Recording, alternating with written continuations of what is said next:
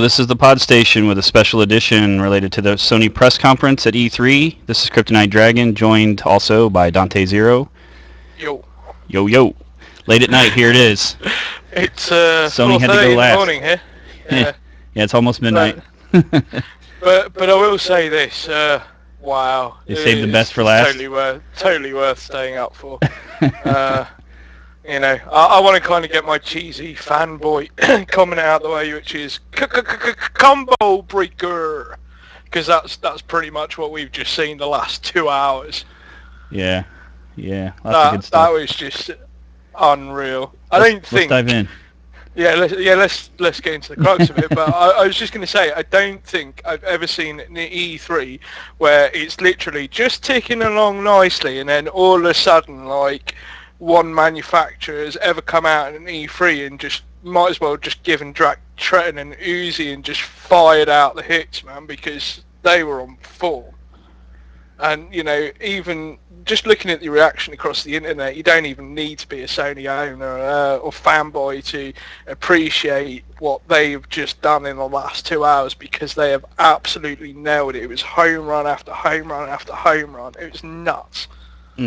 Lots of good stuff. They even squeaked in all the details, all the stuff about DRM. They just kind of cleared all that up in one foul swoop and took a poke at the old Microsoft. And we should just say, just before we came on air, we were actually laughing at one of the videos that Sony had actually done that came onto YouTube while absolutely. The press conference was still going on. After Yoshi P had left the stage, a video appeared on YouTube which was Sony's how to lend a game policy, and it's only about 20 seconds long, the video, but it was hilarious. And you can tell quite obviously they were there to troll people, because I mean, really, to have those massive slides about DRM, it just seemed such a strange thing to have, but necessary, and you could quite obviously tell they were poking fun at the competition. Kick them while they're down. Well, that's the funny thing about the whole thing, because up until that point, Microsoft had actually done a reasonably okay press conference earlier in the day, and they showed off some, I would say, exciting games that I wasn't really feeling it, but given the negative press that Microsoft have had over the last couple of weeks, it was a good conference for them. And then just for Sony to literally come out, sort of meander along as if nothing's changed, and then they just smacked around the face with a baseball bat and just kept kicking and kicking and kicking. Honestly, I'm astounded. I've never seen a press conference like that ever. Good stuff. It should probably go into some of the talking points now. I kind of want to get the negative stuff out of the way, because there is a little bit. And I know you were questioning this as well, which is the PlayStation Plus stroke multiplayer online stuff. Yes. It kind of got lost a bit during the press conference. Well, it was vague. Let's say it like it is. They didn't say it straight out, but it appears that PS4 will require PS Plus, and subscription, yeah. I can see that. I can see that, but at the same time, we're going towards cloud-based gaming. Understanding cloud-based gaming, is going to save all your game saves. You're going to have, especially those, other titles. You're going to be able to kind of play them on demand and stream them and everything. And I can kind of see that, to make that service the best it can be, it's going to need to be for everyone. It's going to need to be. It's obviously going to be an additional cost for Sony, but I think there's going to be a lot of good things coming out of it, because I still anticipate that you're going to be able to play all the way back to PS1 games, and you're going to be able to stream them. That will happen. And we still don't really know about the fee for that, if there's going to be one, or included in PS Plus. But I will say this though: if you are marking about buying a PS4 because the PS4 needs a Plus subscription to access online multiplayer, this is my personal opinion. I think you need your head examining, because let's be honest, PS Plus as it is at the moment is damn good value for money. If you're a PS Vita owner and you're a PlayStation 3 owner, PlayStation Plus just is the service that keeps on giving. And it really has seen a revolution over the last year or so with the instant game collection, and long may that continue. The fact that that's going to continue onto PS4, so you won't have to buy a subscription for each different machine. You buy one subscription, it goes across all machines, and the price isn't going up either. It's fantastic. Well, I mean, you gotta remember too, like online multiplayer with Xbox Gold. Think about it, you're paying just for that. They're just now starting to talk about offering games, and boy, are they some old games if you paid attention to that. Assassin's Creed 2 and.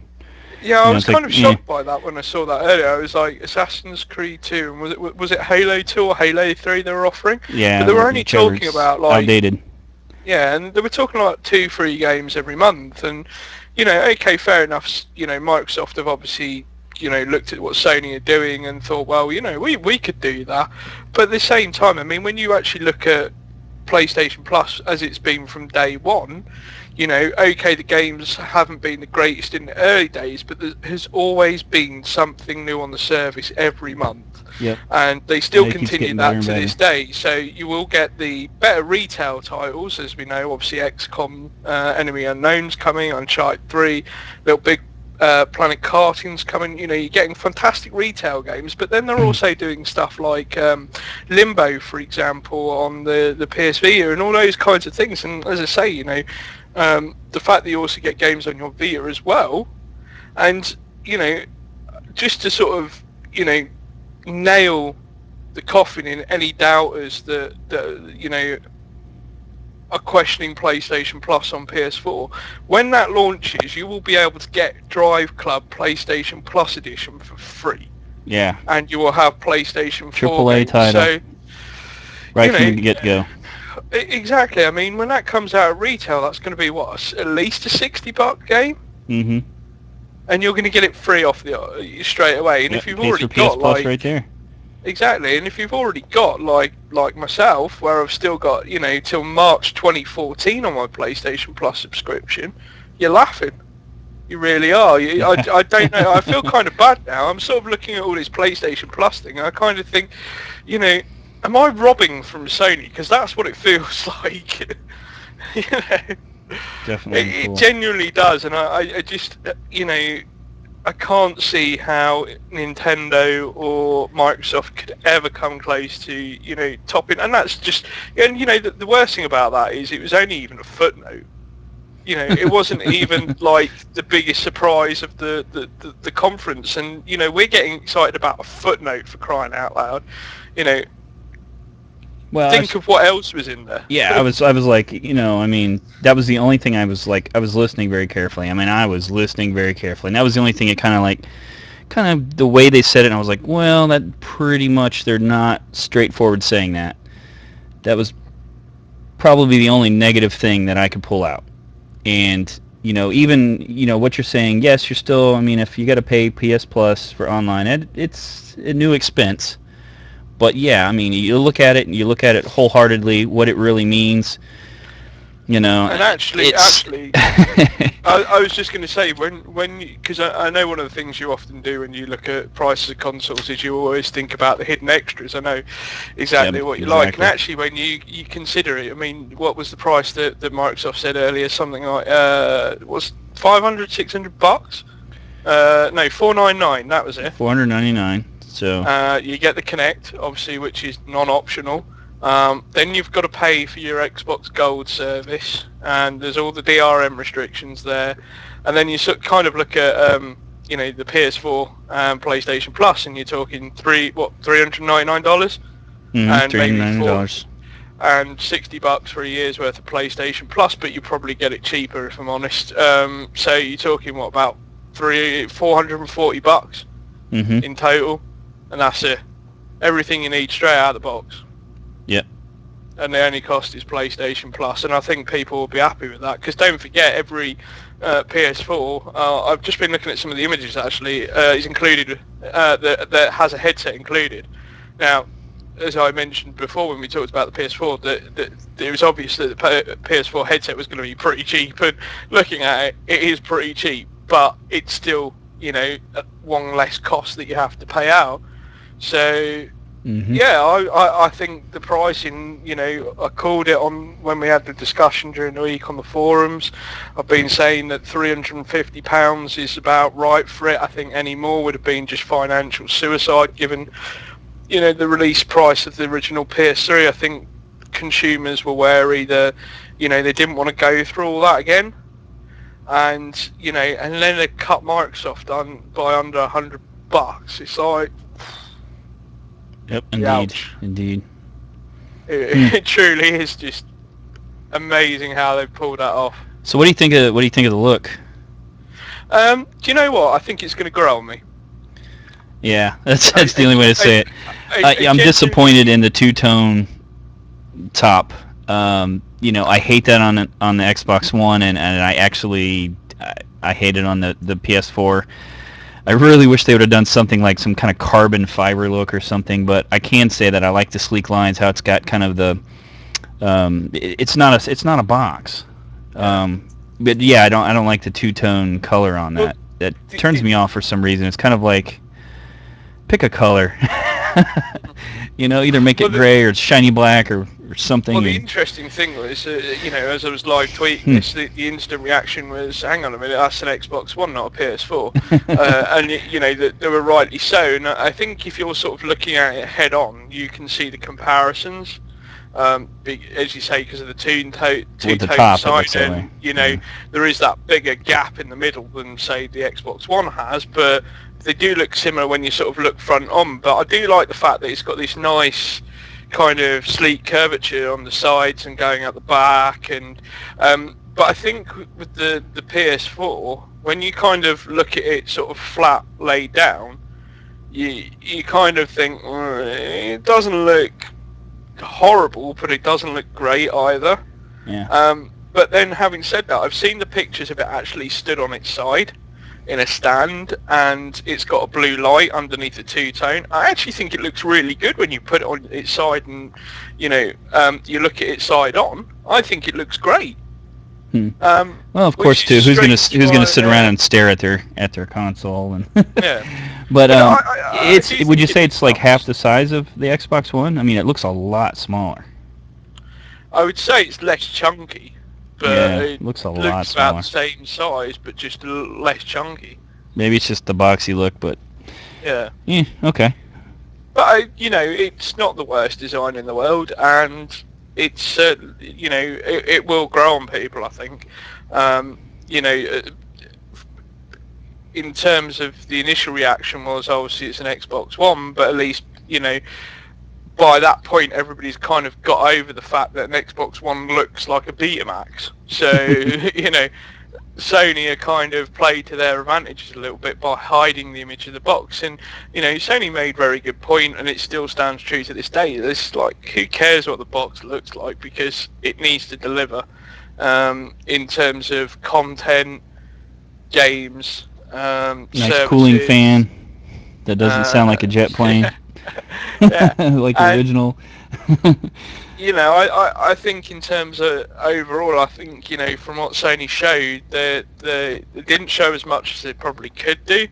I have a feeling that's probably going to be left over for Gamescom, because the big thing about this was revealing and clearing up some of those questions that Microsoft still have yet to answer. And I think when it comes Gamescom round, when Gamescom comes around in 2 months' time and we see more games, I think it's really going to sort of take off more than it probably is at the moment. I know certainly on Twitter and Facebook, the buzz is all about it, and that's not just coming from people who are Sony fans, that's coming from people who aren't necessarily pledged to one platform. It's coming from PC gamers, it's coming from Xbox fans, that everybody wants this system. Mm-hmm. And that's surprising, that really is. Well, look at the numbers. I don't know if you've kept up on the polls and stuff also going around, but after the Sony press conference, it surged way past the Xbox. Yeah, I know. In terms of popularity. Game trailers were doing polls all day, and sort of Xbox was up, and Xbox was down again, and PS4 was kind of nearly at an even keel with them, even though it was, the Xbox was going up and down.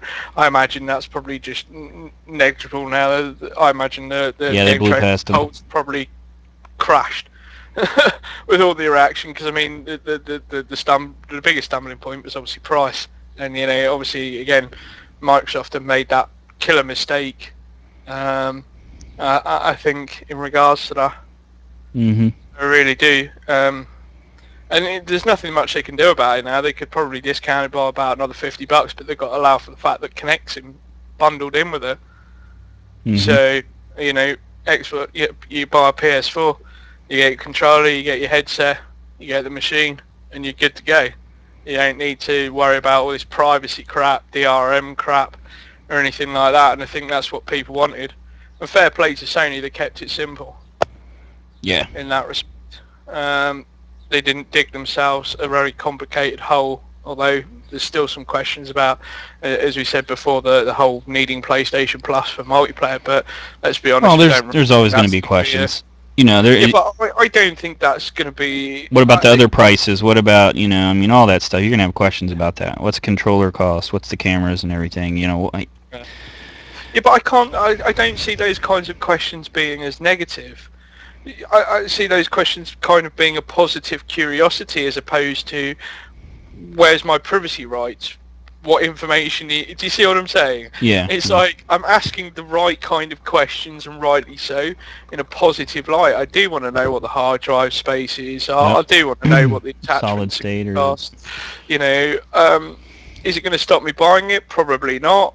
But I'm not having to worry about my privacy. I'm not having to worry about all these other concerns. So therefore, even on that note, Sony have trumped Microsoft in that department, because they're starting to get people to talk about it positively and ask positive questions, and I think that's great. So that's obviously the pricing. The only negative point, as you say, about potential of PlayStation Plus being required for multiplayer, which again we don't see as really a problem. The games. Wow.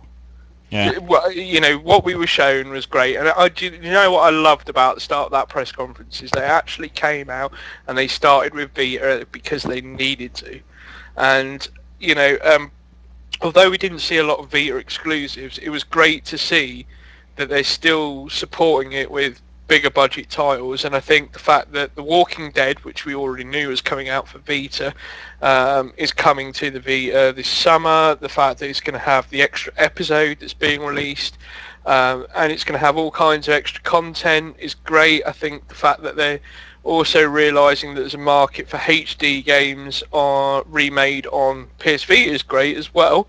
With the God of War collection, I'm happy to go back and do that all on my Vita again. Gives me another excuse to play it.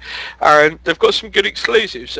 Sadly, they mentioned them before the press conference went out live, but there was a free-to-play RPG that's coming out from Sony first-party studios, a couple other games that were there. But, one thing I was kind of disappointed though is they talked about indie developers on PS3 and sort of like PS4, but they didn't really talk about too much about indie developers on PS Vita, and I would have liked to see them cover that a little bit more, and show maybe some of the indie games that are exclusive to PS Vita. But again, I mean, from what they showed in terms of Vita, I think, and the fact they reiterated the point that you'll be able to stream your games from the PS4 to your PS Vita, it again just emphasises why the Vita is such a great little handheld to have.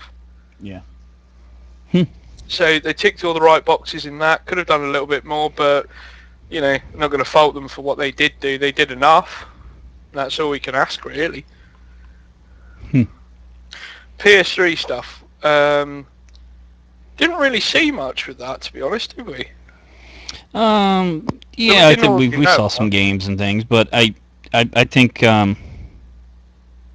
they seem to have shown a lot more games. I don't know if it was just from it being fresh in my mind, but yeah, it seemed like twice as many games to me as the Xbox conference.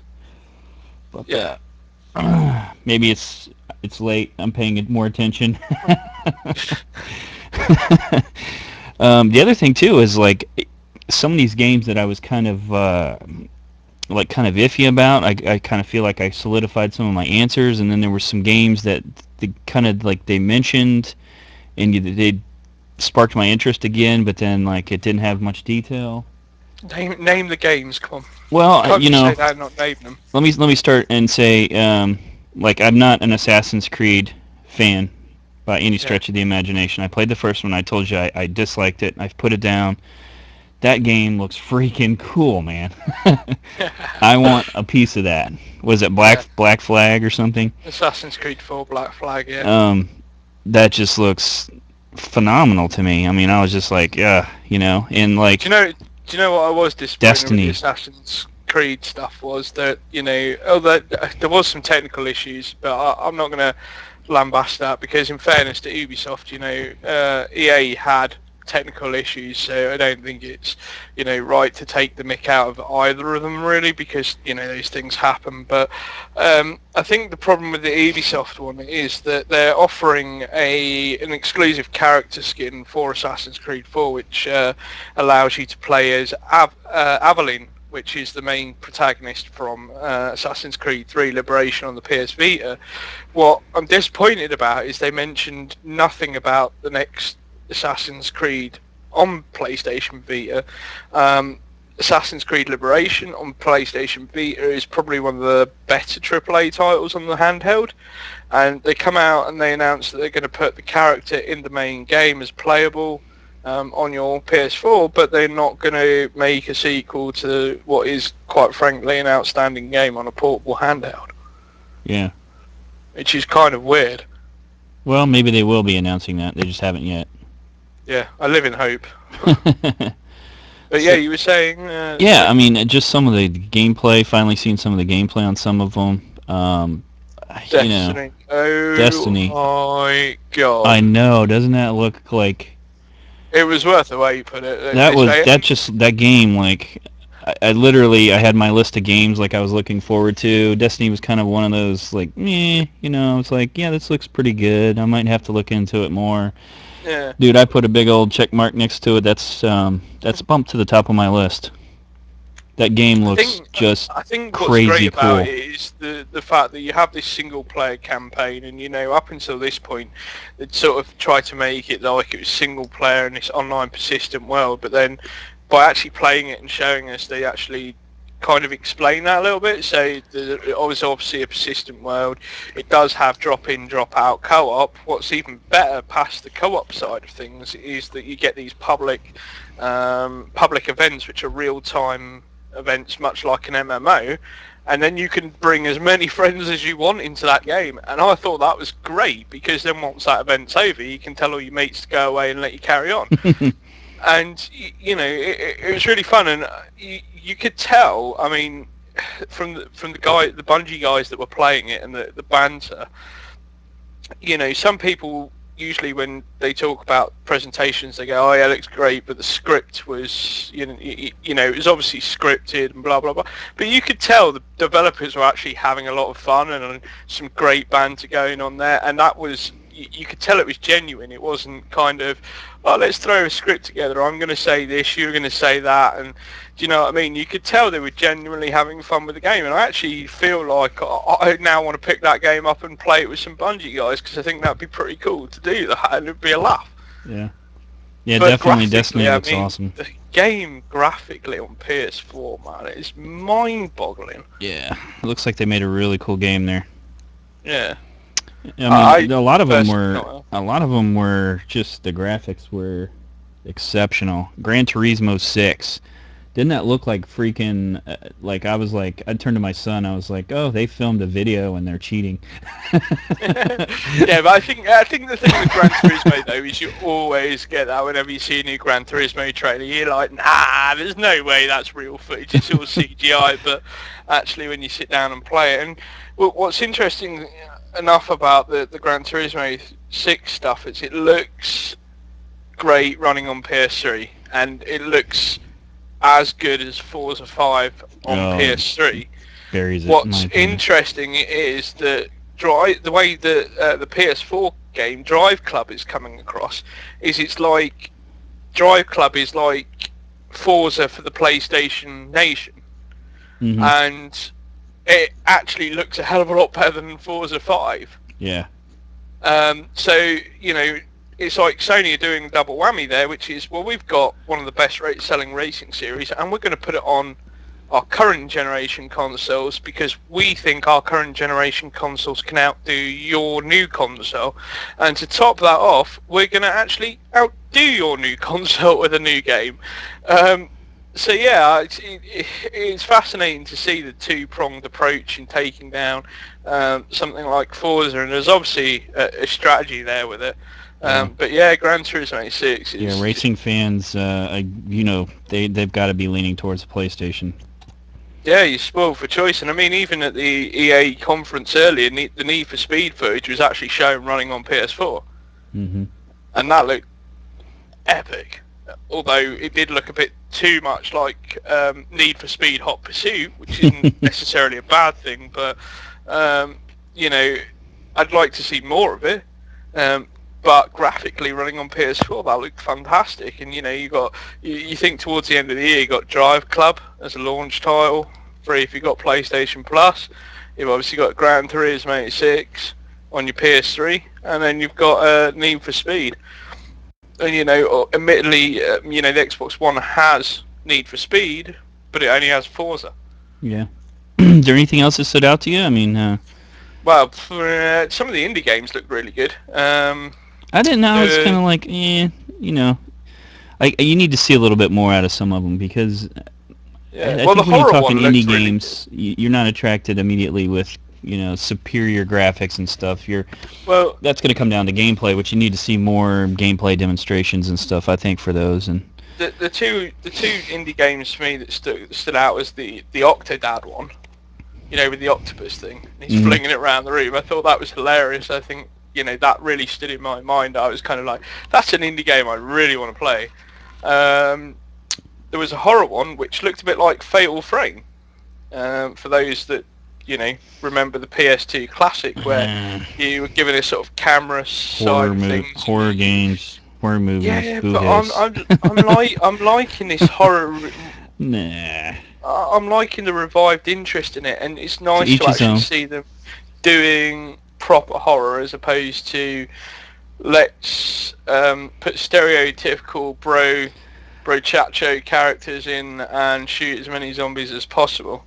Because I have to admit, having watched the Microsoft press conference, I will admit that Dead Rising 3, while it did look pretty, it also looked like it hasn't really developed at all. It's the same game with a new slap of paint on it, and that for me was hugely disappointing, and I still don't understand Capcom's thinking behind that, which is Dead Rising as an Xbox exclusive, Dead Rising 2 is a multi-platform game, Dead Rising 3 is an Xbox exclusive. So when Dead Rising 4 comes out, is that going to be multi-platform?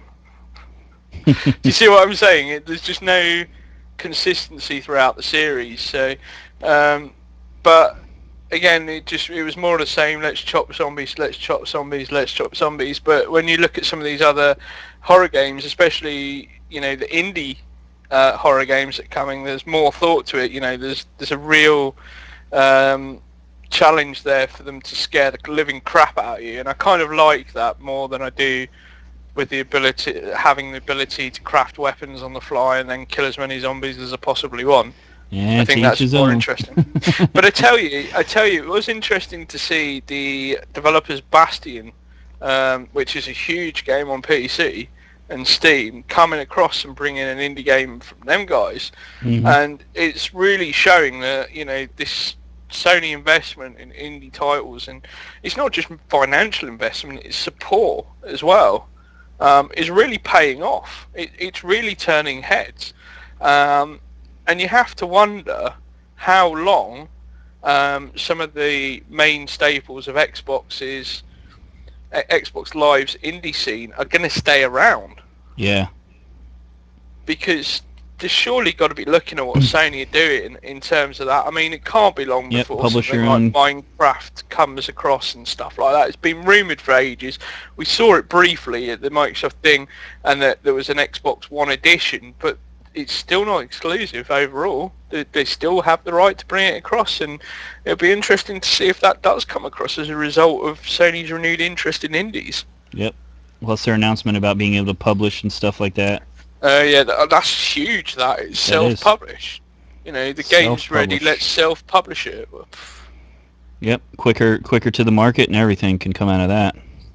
Absolutely, and it's not going to be hidden away in this trending stuff either that we've seen with the Microsoft UI. I will say it's kind of disappointing, actually, thinking from Sony's perspective. Now that we're thinking about it a bit more in depth, we didn't really see a lot of the UI, the menu systems, and how the new store would work, and things like that. That worries me. We'll probably see that a little bit in the coming months, but I think, you know, in terms of indies being promoted, I think indies are going to be safe with Sony. I don't think it's going to be reliant on this whole trending thing that still doesn't really make sense on Xbox One. Because I think it's too easy for it to get hidden away. Well, you know, there's also been a lot of talk about. Yeah, well, I wouldn't say a lot of talk. I would say I stumbled across it a little bit too when I was looking into, you know, the Xbox One. I made a funny little video. I don't know if you actually watched that. Yeah, no, I did. But you know, it's one of those things like you got to realize too that people that, you know, were touting as good as they liked Xbox Live and saying paying for it, you get, you know, better connectivity and all that other stuff. They were also getting served up ads and things like that through Xbox Live. So, you know, it worries me a little bit not seeing either one of them kind of demonstrating that, you know, a lot of that interface and stuff, because well, no, I think I want a store that looks clean. I want it to be able to surf through it. I want all those. I want everything to flow. That's a big part of this next gen experience. But we have seen that with Xbox One, so we know there are still ads there. We haven't seen it with Sony because we haven't seen enough of the UI. We've seen some screenshots for when it was first announced back in February, but we haven't seen it actually running in fluid motion. Yeah. And that, while worrying, I don't know. It's maybe they're working on it still. Maybe they're looking at some functionality with voice. Maybe they're, you know, I mean, it could be anything. You don't know. Yeah. Yeah, I mean, they're probably making some tweaks along the way, but genuinely, I'm not worried about it too much. I think, you know, looking from the screenshots that we saw earlier in the year, I think it's going to be perhaps a big change for some people, you know, the whole social media stuff and having that implemented into you. But I think it'll be one of those things that, you know, after a week of it, you'll be fine and you'll be flying away with it. You know, I don't think it's too particularly challenging from what I've seen, although obviously that's gonna be subject to change. But coming back to the games thing, surprise announcements. Oh my God. Who would have thought, seriously, that they would have been able to pull off some of those coups that they did? Elder Scrolls Online. Oh, I know. On PS4. You know, I'm pretty certain that we saw not long ago from Bethesda. Bethesda were like adamant, no, this is going to be a PC-only game. PC are the master race. We will put this only on PC. And now we're talking about, you know, Elder Scrolls. Admittedly, it has merged that it will come on both platforms, but having looked at the Destiny video of how good that looks on the PS4, I would probably go as far to put my neck on the line and say I reckon Elder Scrolls Online will probably look as good as a high-end PC, if not better than at least the Xbox One version. And the fact that we're going to get an early beta for that as well. We're gonna get the beta first. Yeah, I was like, where's the details? How do I get involved in this? Tell me now. But yeah, and Square Enix, I mean, they really have changed their ethos, really, and I'm so glad to see that we're finally getting the Square Enix we know and love. We know that Final Fantasy X HD Collection's coming on PS3. We know the Kingdom Hearts 1.5 HD remix is coming. But to drop the bombshells, that Final Fantasy XIV is going to be on both PS3 and PS4. I think it's great. Reborn. Yeah, and I think it's great because it shows that there's long-term plans regardless of which platform you get it on. Does that make sense? Yeah. So that it shows there's a long-term commitment there for those that are a little bit worried about getting involved with that. But I mean, we saw the other thing, which was obviously rumoured previous to E3, which was obviously that Final Fantasy 13 Versus was going to be rebranded as Final Fantasy 15. I don't think any of us, as much as it was rumoured, I don't think any of us actually believed it until they showed it. And I have to admit, the rebranding to Final Fantasy 15 as a PS4 exclusive is great. I think it's great that Square Enix have kept their end of the bargain in terms of continuing to make that a PlayStation exclusive series. And I think it's paid off graphically, because that running on PS4 looks stunning from what we saw.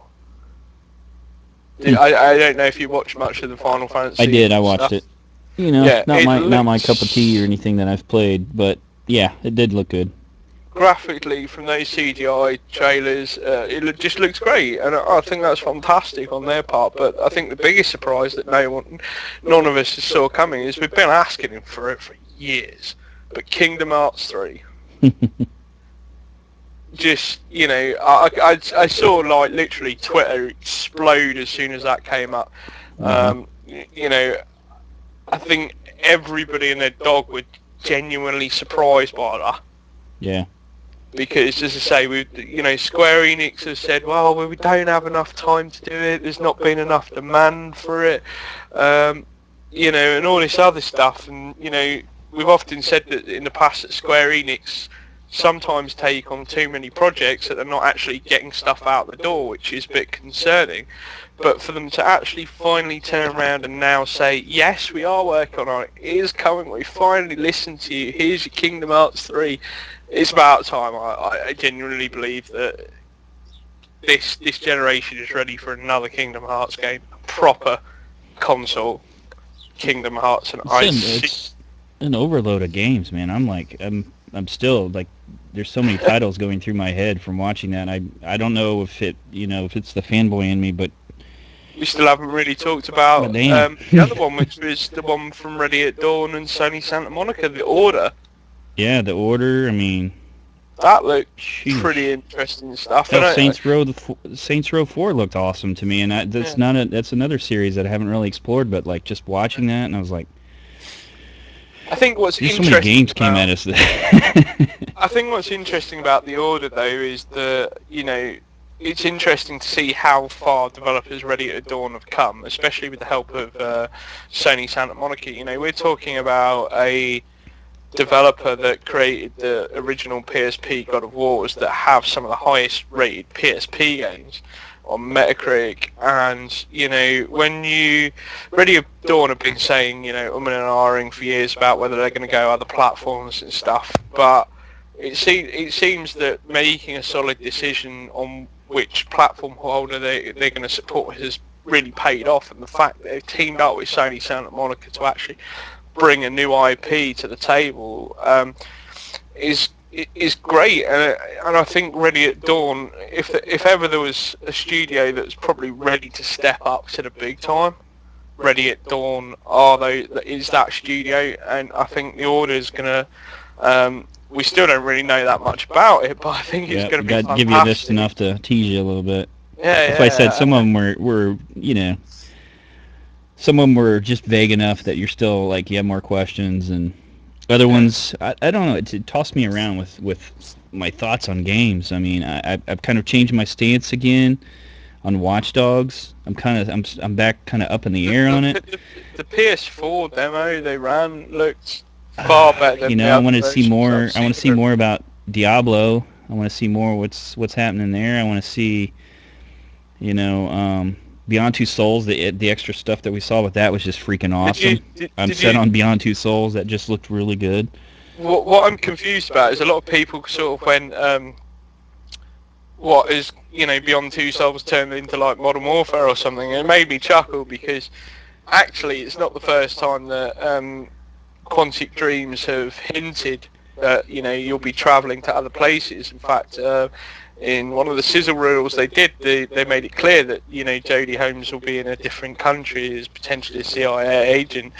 And it's only now that people are starting to cotton on and go, well, actually, you know, there's a military aspect to this as well. And I thought, that's interesting that you sort of praising it and sounding it out now, but it's been around, you know, we've known about it for a couple of months. Why, you know what I mean? Well, I think it's more revealing to the storyline, and people are starting to kind of consider that, because I knew the CIA element, but then I also was expecting that it was going to be, she would quickly become, that she wouldn't be necessarily like a CIA asset as much as she'd be quickly disagreeing with them and being kind of on the run from them. Yeah. So I mean, there's going to be some kind of twist in there. You know, I wonder how much of it's going to be her, you know, actually working for them as opposed to, you know, and whether or not that's actually what sets her off to go and be homeless and stuff, which we've seen in the other trailers, or if it's the other way around. Yeah. How early is that part of the story? Is that, you know? Yeah. But no, it's definitely interesting. I was kind of intrigued by the Quantic Dream stuff again, with the tech demo. And, you know, that kind of irked me a little bit, because the tech demo looked great, I have to admit. The Dark Sorcerer, I think the demo is called. But what really, like, annoys me about it is it's the second time that Quantic Dreams have done a teaser to show off a graphics engine. I'm kind of like, damn it, just stop teasing me and make another game. Because we know that Quantic Dreams are working on a PS4 title, but I'm kind of like, show me that PS4 title. Don't show me a 12-minute teaser demo. I don't want to know. I want to know what you're going to want me to buy, because you are Quantic Dreams, and I will just throw money at you when you announce projects. I can't throw money at you if you only release a 12-minute demo to me. So that kind of is a little bit annoying as a big Quantic Dream fan. But, you know, in terms of the overall mainstay exclusives, I'm still looking forward to finding out more about Infamous Second Son. Yeah. Kind of still intrigued about how that all works, given the Infamous 2 ending, which I won't spoil for anybody. I still think Knack looks like a quirky, great game that I think that I think will appeal to all ages in much the same way as a Ratchet and Clank would.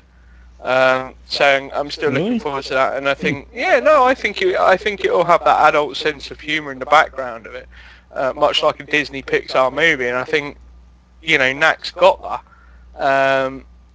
And in fairness, we can't say Knack looks like a terrible, horrible, horrific game that should never have been released, because let's be honest here, the guy that's making the game is actually the person responsible for actually building the PS4, and look how well that's turned out. So let's be a little bit more optimistic about Knack. Well, my family, my children's initial impression wasn't that good over it. Yeah, so you need to show them some more of it, I think. Yeah, I'm kind of judging that too, to see like what kind of things that they took to, and my one son in particular it was quite surprising, some of the things that he was like, oh, that's awesome. Of course, Destiny, he was like just drooling. Yeah, I was going to say, I think we were all the entire internet was just drooling over Both Twitter. looking at each other like, oh yeah, we're getting that. But I'm surprised they didn't show more of Killzone Mercenary off. The PS Vita exclusive. Surprised they didn't show it. They really didn't show enough of that off. And they didn't really show enough of Shadowfall off. You know, we've talked about a lot of these PS4 games, and we've talked about some of the nice surprises, and, you know, the third-party ones are showcasing their kind of take on multiplayer, but we haven't really seen Sony's take on, you know, multiplayer in their first-party games. Mm-hmm. And it's kind of disappointing to not see more multiplayer for Killzone Shadowfall, because really we know that while Killzone Shadowfall is looking great as a single-player experience, the real selling point is obviously going to be multiplayer on it. Yeah. And definitely. to not show that on the biggest stage possible surprises me a little. But you know, sort of looking at overall, I'm just so shocked that Sony could hold such a great event. I really genuinely believe that it's nice to see Sony come out fighting again. It really is. I think we've sort of, even the last couple of years where we've had the Kevin Butler adverts and, sales have improved and Sony really improved their image. I think they got a lot of unfair flack when the PS3 came out, and this time they just seem to be getting everything right. The games, content, the services, the pricing, the design, none of the other complicated crap, and value for money. And I just think, they really are doing a great job. All they have to do is get the advertising right. Yes, they do need to. But I will say this in fairness, because I actually gave you a YouTube link right before for a video which was the tagline "Greatness Awaits," and I actually think those kinds of advertising videos are great. I'd just like to see more of them on TV. Well, consistency too. Like I said, that's yet another slogan. They need to lock something down. Keep it for a year or two at least, something. Yeah, but I think Greatness Awaits works. Well, I mean, in terms of it, I just think I'm just remembering back with Kevin Butler and who was the other kid that and just all the slogans, and then not really having any kind of mascot like we talked about before, and they need to get something, make it their own. Yeah, but there is a sense of irony in that, in terms of when you get a PS4, greatness is awaiting you. Hence, greatness awaits. But then, obviously, one of the selling points of the PS4 is that it's instant play.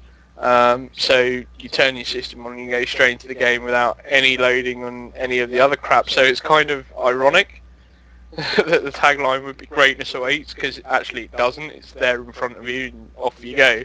But yeah, no, I think "Greatness awaits" as a sort of tagline is a good one to stick with. I think it certainly gives them a lot of scope in terms of the way they do their advertisements.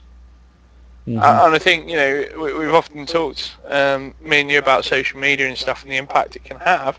And I think something like "Greatness Awaits" is a simple roll off the tongue thing that people can hashtag on Twitter dead easy and will know instantly what it means for gaming. Mm-hmm. And I think it just works. It genuinely does. So it really is great to see that. But I should probably talk about some of the disappointments of overall on E3 first day, not just the Sony stuff. I'm surprised at the direction that Insomniac are taking. I don't know if you saw this earlier. Insomniac have confirmed the first part, an Xbox One exclusive.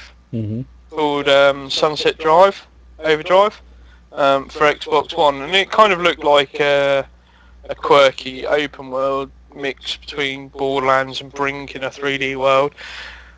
I'm kind of shocked by Insomniac a little bit with that. They've sort of gone from Sony exclusives to multi-platform to Xbox exclusives, and Insomniac have said that they won't. It's not a case that they won't work with Sony again. They're just working on other things, and it makes me wonder, because I don't think Insomniac will have enough appeal on the Xbox One system. And the reason being that is Insomniac have always been identified with the Sony brand.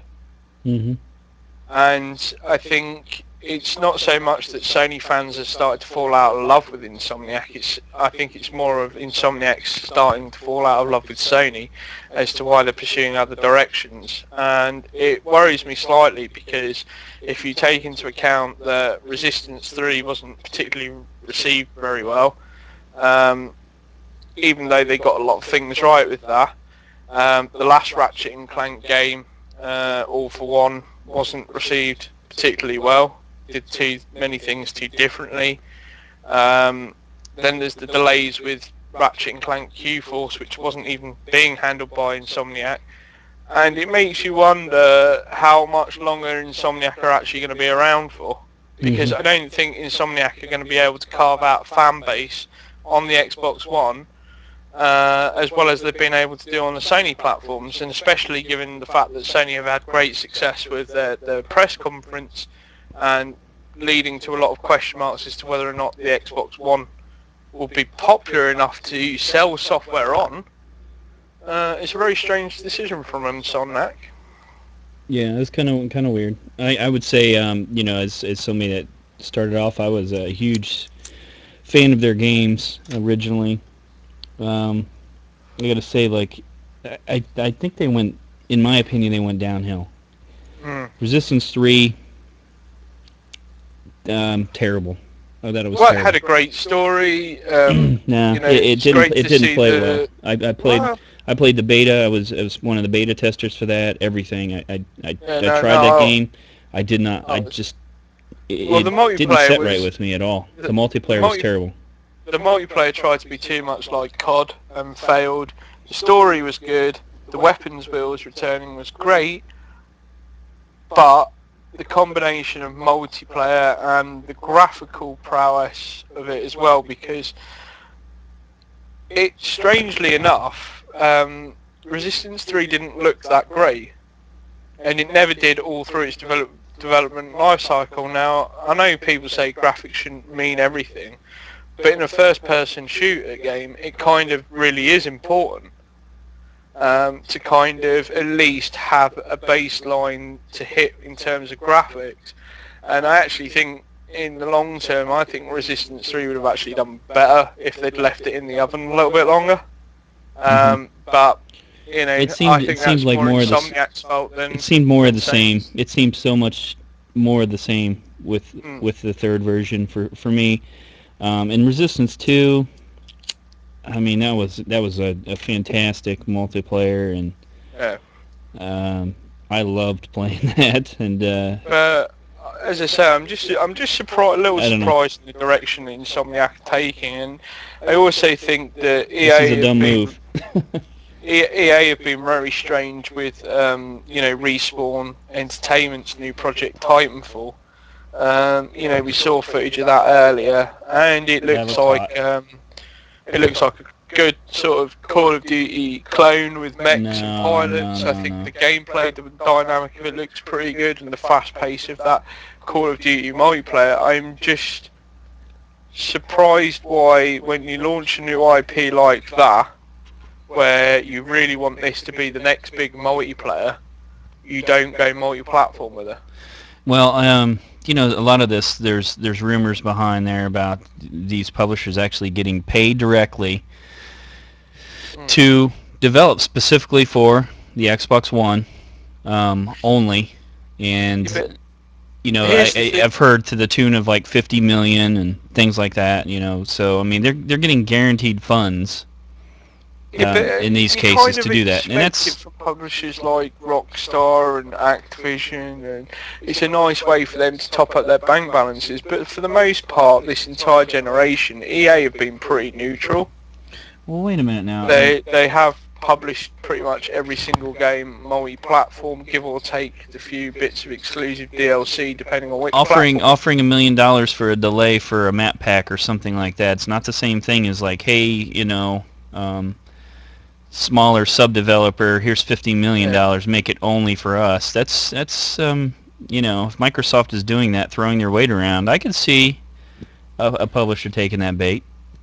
Yeah, but I don't know, I just see it kind of backfiring a little bit with EA though. I really do, because, EA have been openly adamant that they probably really did make a mistake by publishing Left 4 Dead on Xbox 360 as an exclusive. It's not to say that the game didn't sell well, it didn't sell as well as EA could have sold well, and even more is they could have really turned it into something massive by going multi-platform. And I've got a funny feeling that no matter how good Respawn Entertainment's reputation is with the guys behind it, I think that Titanfall unfortunately is going to end up falling into the same trap. It probably won't be the greatest game ever released. It'll be pretty good, but it won't necessarily be good enough to necessarily carry on for a long period of time, I don't think. I think it will eventually come to a point of where it's not reaching the audiences it could do, and as a result, that's going to have a negative impact for EA. And I'm surprised that EA took that decision, regardless of how much money that was offered by Microsoft to secure exclusivity, because I don't see why Microsoft would need to offer money to secure the exclusivity of a game like Titanfall, given that Microsoft supposedly have 20 odd brand new IPs in the works through their own studios. It's one thing that Sony have stayed away from in terms of that kind of thing. Sony has said, if you want to bring your game exclusively to our platform, that's great, but we're not going to pay you for it. Not when we're investing in our own talent as well, and that's talent you're competing with, and competition is healthy. And if you can't see that, we're not going to give you 50 million quid to change your minds on it. It hasn't always worked in Sony's favour over the last 6 or 7 years, but it seems to be paying off now. And it just seems strange from some of these third parties that they're kind of doing that a little bit. Yeah. I don't know. I thought it looked like an awesome game. It's one of those things that it stood out to me. Of all the Xbox, press conference games, that's probably the one that I would choose to, if I can pick one, that's the one I'd want to play. The one that I was curious about was the one I was curious about was Reese. Yeah, that looked good too. Rise, however you pronounce it, and I kind of thought that the concept of it was cool, but then I thought, well, really, all it is essentially a Rayman version of God of War. And it didn't quite have the same impact with me as God of War has, because, God of War is brutally violent, but it doesn't make any apologies for it, but at the same time, it tries to make you at least think about the brutality of it, and I didn't get any of that kind of, even with the dramatic panning around, as the guy was saying about it, the dramatic panning and zooming on the faces, I didn't get any of that. It's really cool that I'm being brutal, but should I really be that brutal? Do I really want to go that far with it? I didn't get any of that emotional kind of feedback for me, and for me it just seemed, I just chalked it down to another one of Crytek's projects that they're just going to, constantly grow the size of their head and then won't be able to deliver on it, and unfortunately that's where I sit with that Rise. Yeah, well, I liked the graphics, and the gameplay seemed to be pretty cool. What I did not like, it seemed to be some button press sequence reactions. I hate when that's overloaded in a game, because that takes away from everything for me, because it's like, there you are, you're watching the cinematic of it, and you go to attack someone, but it's not, you've got an X to kick, or a triangle to slice with your sword or something. Instead, it's you've got to react, and you've got to press this button at the right time, and you got to watch these buttons appear on your screen, and it's a timing thing, and there's a turn off. There's a sense of irony there, because God of War for numerous years has resonated well with PlayStation fans and critics alike, and has done fairly well. But one of the criticisms a lot from the Xbox camp side of things is that, it's just, quick time events and button mashes, but, the way it's done in God of War is really subtle. And then you sort of look at a game like Rise, and they're kind of like, yeah, Rise is the bomb, it's it looks great, it's going to be Crytek's brilliant project. And then you see these quick time button events, like, pretty much non-stop, and you think, hang on a minute, there's a bit of inconsistency between your opinions there. Do you know what I mean? Yeah. It's kind of like, so because it's next gen and it's on Xbox One, it's fantastic. But if it was God of War and it had a Kratos in it, it's not. I don't get it. But I suppose that fanboyism for you, which we've already dealt with. But I think overall, I think we've only just scratched the surface in terms of what we've seen from Sony today. I mean, even looking at the PlayStation blog now after the press conference itself, there's a lot of stuff on there that wasn't even shown or gone into in-depth detail. And there's plenty of news stories there that we'll obviously be covering. What I'm curious about that Sony didn't really mention throughout the course of their press conference was this emphasis on free-to-play, because I tell you what, the last week or so has really opened my eyes in terms of free-to-play markets on PlayStation 4 and PlayStation 3. We had the announcement from Namco Bandai yesterday, before the press conference kicked off, that there's going to be Tekken Revolution, which is free to play. We already know that there's a Dead or Alive 5 Ultimate Plus free to play game coming, where you can buy an extra character. I'm still not sure how that works in terms of trophies and stuff, but we've seen, as I mentioned, Destiny Spirits Within, which is a free-to-play AR RPG for the PS Vita. Obviously, one of the ones that was shown as an indie title was Doki Doki. During the press conference, there's Warframe, the Space Ninja type base game. And there's a bunch more free-to-play stuff coming for PS4. In fact, do you know what? I'm actually dreading opening PS4 on day one, because I know I'll just be playing my own game, but I'm just curious as to how much space I actually want to fill up, because some of these free-to-play games, I know people have concerns about microtransactions, but some of these free-to-play games look absolutely amazing. I thought we weren't allowed to say that bad word. Yeah. No, I'm allowed to say it, you're not. Oh, okay. Well, I was thinking it, just so you know. As soon as you brought up free to play, it was the first word that came to mind. But yeah, I'm fine with that, because as I say, we're going to have Warframe, PlanetSide 2, DC Universe, all straight off from the PS4, and I'm actually quite glad that they've done that.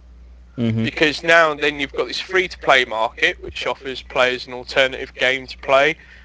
You've got the PlayStation Plus option of your PS4, which obviously, as we mentioned, you get Drive Club PlayStation Plus edition for free on day one. And so, therefore, if you're still short of money, even though the console's pretty cheap in comparison, you're still going to have plenty of games to play. And I think that actually really makes for a promising Sony launch.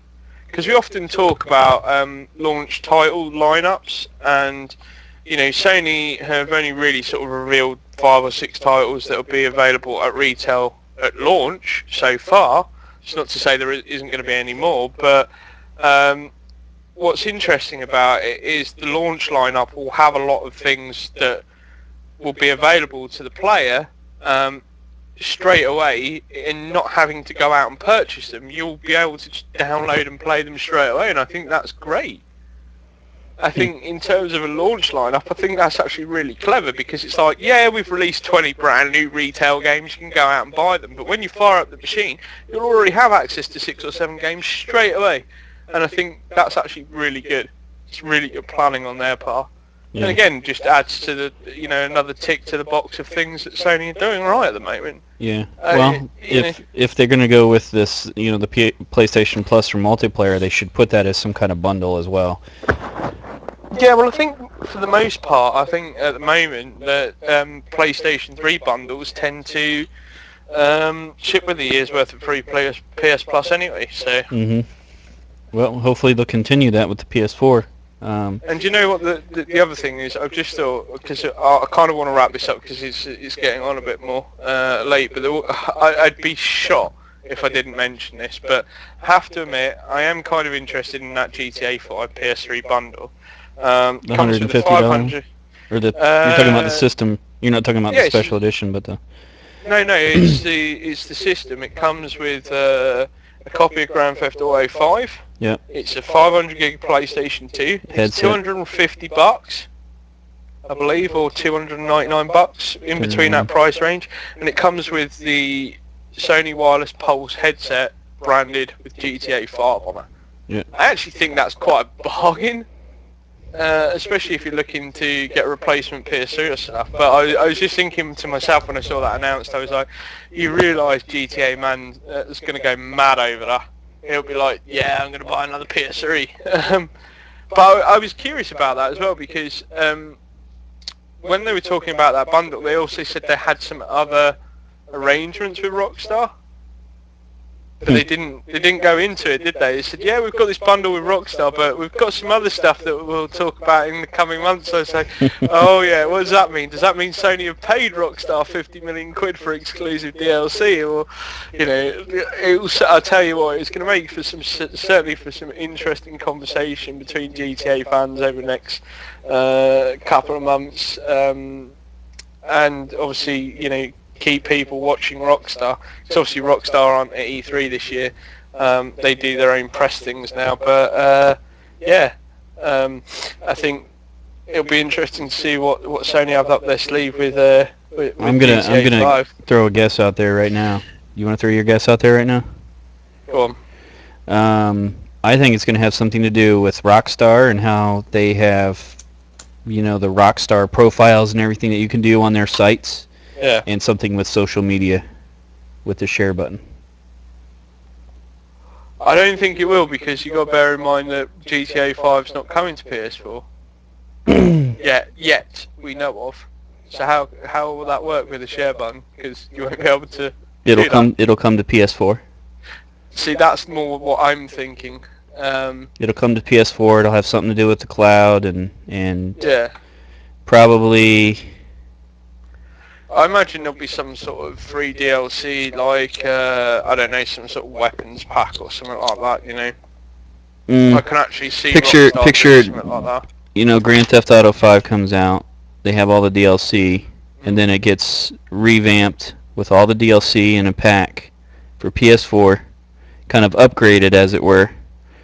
Yeah. Because let's face it, Grand Theft Auto is, we're expecting spectacular graphics and everything like that.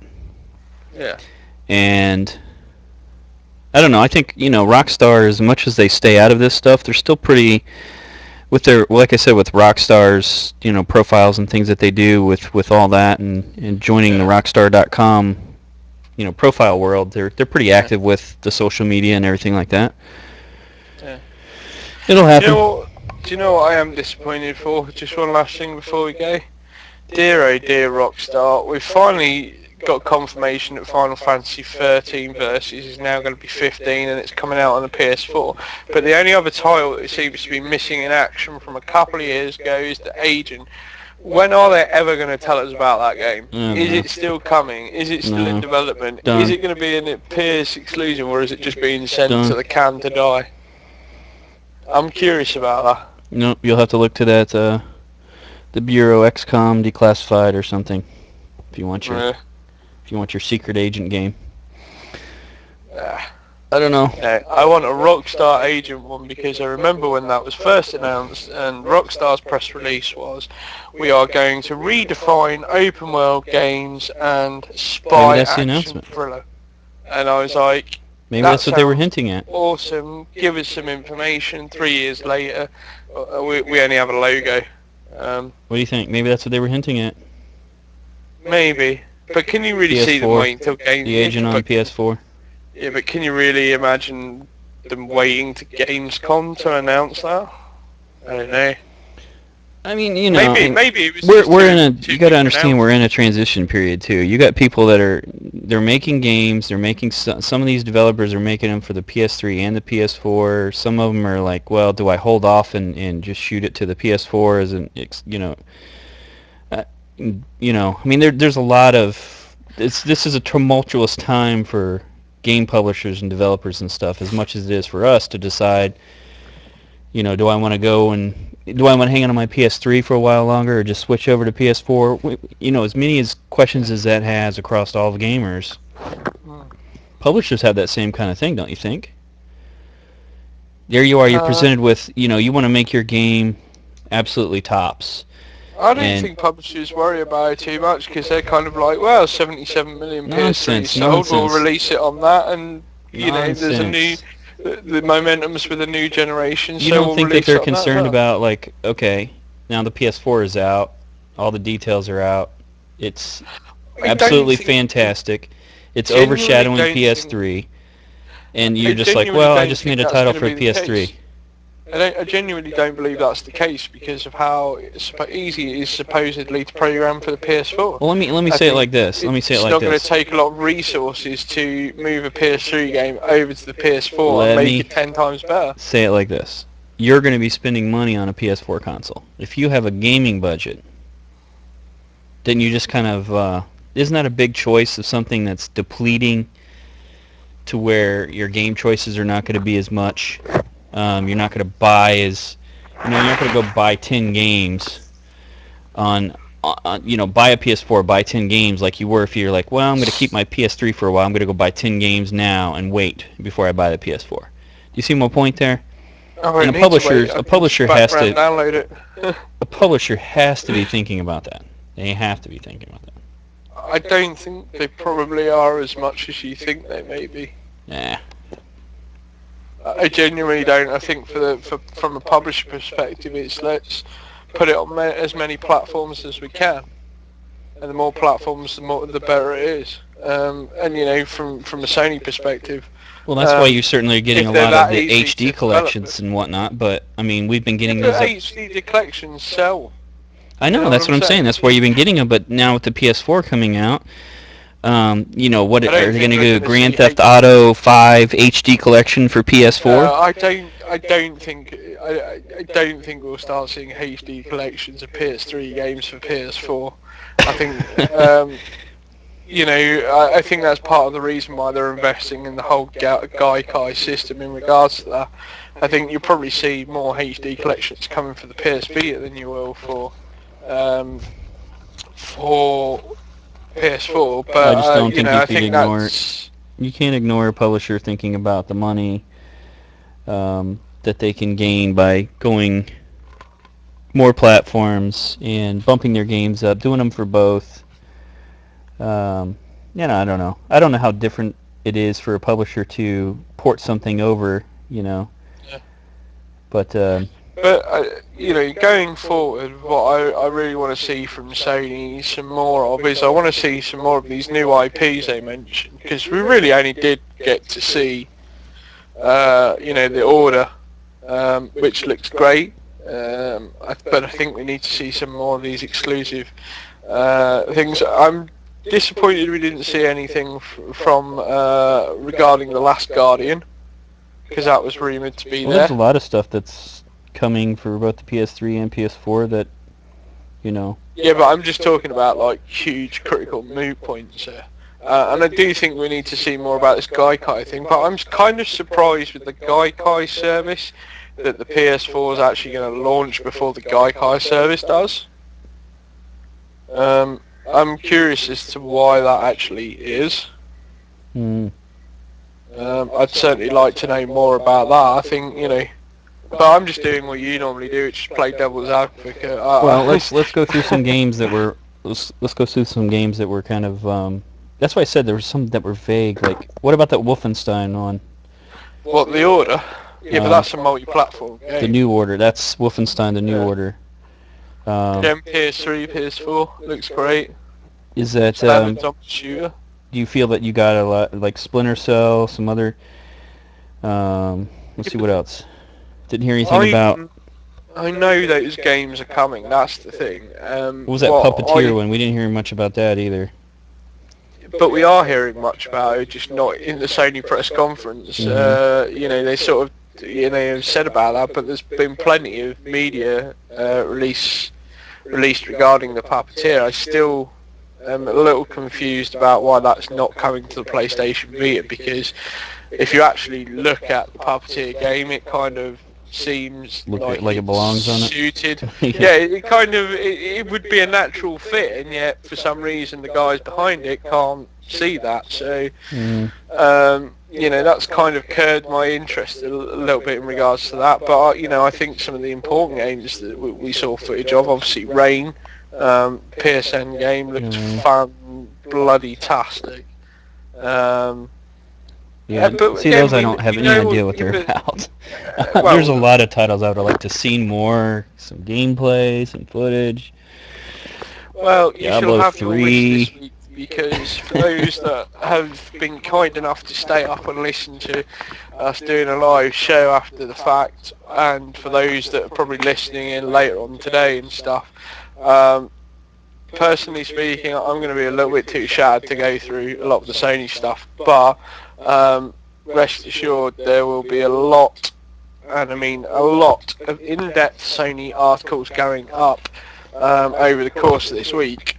So once my maths exam's out of the way and stuff, you can be rest assured that the news team will be covering some of these games, like you've mentioned, the Puppeteer and Rain and stuff, and actually really getting the info about that. And if you haven't already seen it, I would recommend that you check out the weekly update that we published on Sunday, because we did it a little bit different this week. Instead of, giving people the latest headlines, we actually wrote about some of the games that we weren't going to see on the Sony conference, but were announced just before it. So it's definitely worth your time to go and read that.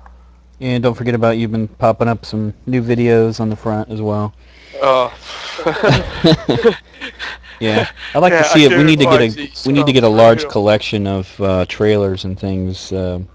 Yeah, that will be increasing over the course of the week as well. We're certainly going to try and get some of the bigger ones up later today, but we will keep increasing that over the week. I think we've currently got about 16 videos on the front page at the moment. I think something like that. Yeah. It's between 14 and 16, but I imagine we'll be going up into the 30s easily. So, assuming the front page doesn't crash or anything.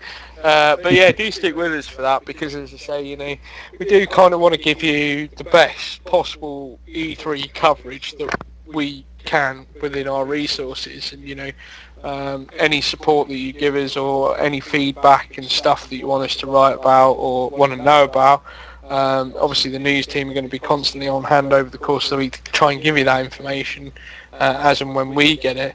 So yeah, do let us know, and also do let us know via the social media stuff. We did the live tweet during the Sony press conference. We'll probably be doing some more Twitter stuff and some Facebook polls over the course of the week as well. So do try and get involved in those if you can, because we've already seen some of the comments on there, and it's been quite fun to do. So do get involved with that as well. Absolutely. So just to recap, $399.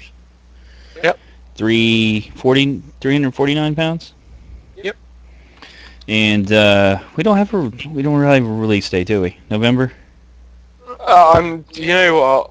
Given everything that's gone on today, I genuinely wouldn't be surprised if it came out the last week of October. Just to put the icing on the cake with a little cherry, and really troll Microsoft, because they've done pretty much everything else they can troll to Microsoft. So releasing it a week early at $100 less, wow.